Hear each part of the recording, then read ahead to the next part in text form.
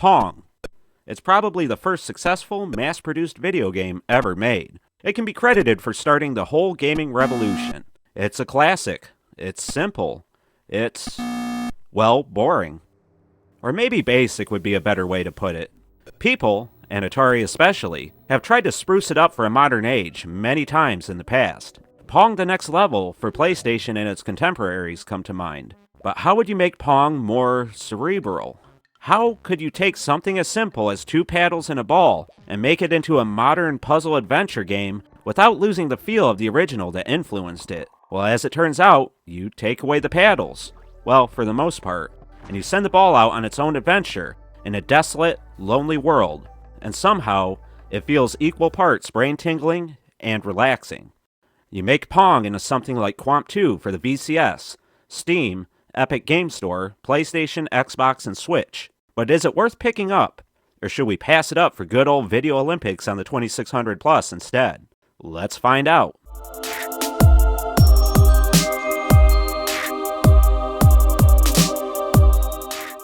QOMP2 might be influenced by gaming's past, but it's flush with modern amenities. Developer Graphite Labs made a wise decision of including the expected elements like achievements, or accomplishments as they call it, but they also include options that should fit anybody's skill level and preference. I was glad to see that the fisheye lens could be turned off, and that you can add things like raycasting, which informs you of what angle the ball will bounce. You can also turn on hints, which I actually recommend as they are done in such a way that they aren't intrusive or glaring. They can be easily ignored when you don't want them, but you can focus on them when you do need them. How they pulled this off was a stroke of genius. They made the hints so subtle that you would think they were simply a part of the background. Really good stuff. But if you find yourself having a really awful time, just turn invincibility on. That's right, this game can be incredibly difficult in its puzzles, and dying over and over is no fun. They were wise enough to make a good time the most important thing about the game. I just loved how approachable you can make the game, giving anybody of any skill level something to enjoy. But what are you doing in QOMP2? Well, you're the ball in a normal game of Pong at the start, and you could end up stuck in your predicament for a while, if you're slow like me. But eventually you learn about the 2-button controls that manipulate your ball, and you'll discover freedom from your paddle overlords. And yes, I said 2-button control. 1 button will change your direction to the opposite of what you were traveling. If you're heading up, press the button and you'll change your trajectory downward instead. You'll want to master using this quickly as it's your primary tool throughout the game. But you can also pull down the right trigger, in my case, to turn the little Pong ball blue, and when you let go it surges in whatever direction you were traveling in. This is used in a variety of ways as you play. You'll use it to smash barriers, open gates, escape from powerful wind gusts, and much more. Once you escape the paddles, you're traveling in a lonely world, reminiscent of, say, an abandoned factory or lab. I almost felt notes of the game Portal in this one. That is, if this game was done in a 2D world and a minimalistic art style. Speaking of art style, QOMP2 goes for something more substance over style. Everything is simple and makes sense pretty quickly when encountering new rooms and obstacles. But your socks will firmly stay on your feet, as nothing here is going to blow them off. While there was some moments where I suddenly recognized something from gaming's past, and had a rush of familiar warmth wash over me, I never felt wowed by anything I was seeing. The fisheye lens was certainly a unique choice, and one that is really only there to make everything a bit more reminiscent of an old tube TV. It can be turned off, but it's part of the charm, honestly. The graphics get the job done, and do create an environment flush with feelings of desperate loneliness. But if you're looking for the next graphical masterpiece, I think you'll be a bit disappointed. But the sound. Oh my god, the sound design in QOMP2 is so much better than anything I would have expected.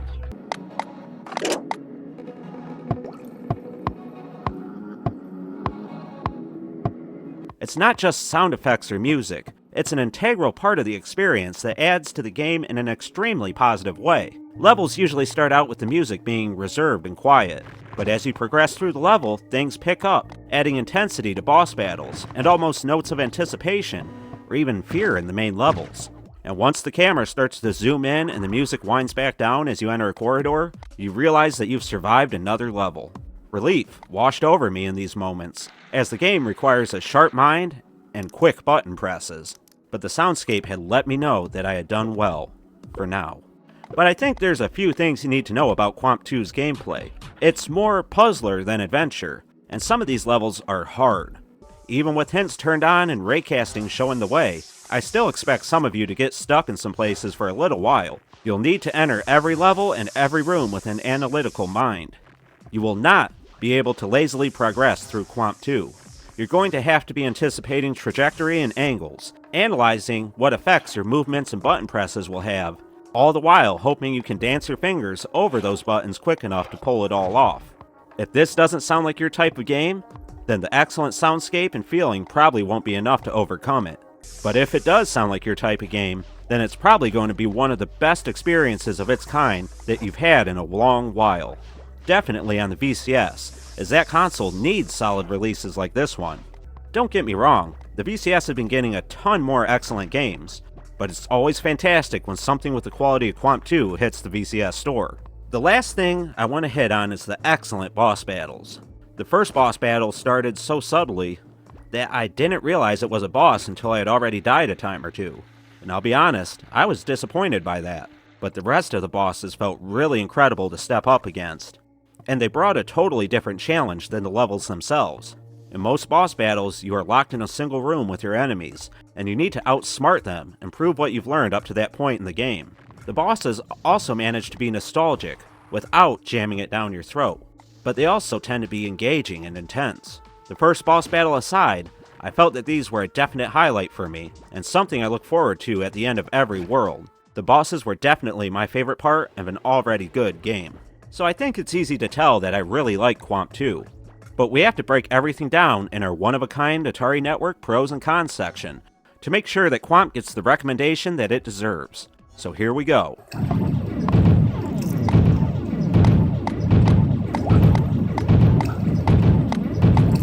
For the pros, I was really impressed with the world that the developers over at Graphite Labs created. The soundscape is honestly excellent, and the puzzles feel really well crafted and smart. I really like the number of useful options in the game, and the gameplay itself follows the mantra of easy to learn, hard to master. And most of all, I really like the boss battles outside of the first one. For the cons, I have a couple, and we'll start with the fact that the game will not be for everybody. If you don't like these retro 2D puzzle games, then this one isn't going to sway you. The pace is also a bit slow and prodding, and I think that it will also be a turn-off for some. And graphically, this game isn't going to blow your socks off, but it does a pretty good job. But if I'm honest, those are really just nitpicks.